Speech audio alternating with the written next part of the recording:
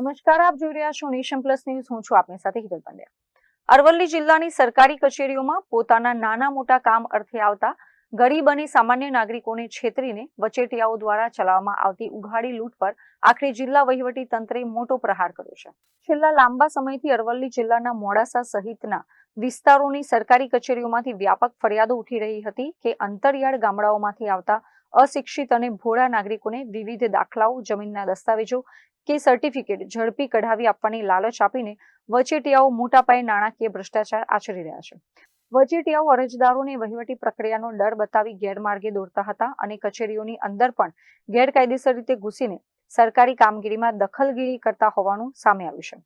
આ ગંભીર અને લોકવિરોધી પ્રવૃત્તિને અટકાવવા માટે એડિશનલ ડિસ્ટ્રિક્ટ મેજિસ્ટ્રેટ દ્વારા એક જાહેરનામું બહાર પાડવામાં આવ્યું છે. જાહેરનામા અનુસાર જિલ્લાની તમામ સરકારી કચેરીઓના મુખ્ય સરકારી દરવાજાથી 100 મીટરની ત્રિજ્યામાં કોઈપણ અનઅધિકૃત એજન્ટ, વચેટિયા કે તોડબાજ ટોળકીના ઊભા રહેવા, બેસવા કે ઓફિસની અંદર પ્રવેશવા પર સદંતર પ્રતિબંધ લાદી દેવામાં આવ્યો છે.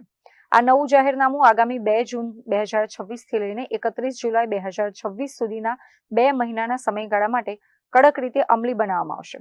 જાહેરનામામાં સ્પષ્ટ આદેશ આપવામાં આવ્યો છે કે જો આ સમયગાળા દરમિયાન કોઈ પણ એજન્ટ કે શંકાસ્પદ વ્યક્તિ સરકારી મિલકત કે કચેરીના 100 મીટરના દાયરામાં શંકાસ્પદ હાલતમાં અથવા ટોળું વળીને ઉભેલી હાલતમાં જોવા મળશે તો તેની સામે ગુજરાત પોલીસ અધિનિયમની કલમો હેઠળ ગુનો નોંધીને જેલના સળિયા પાછળ ધકેલી દેવામાં આવશે.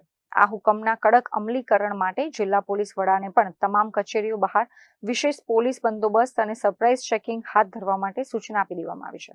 તંત્રના આ ક્રાંતિકારી પગલાને અરવલ્લીની જનતા આવકારી રહી છે.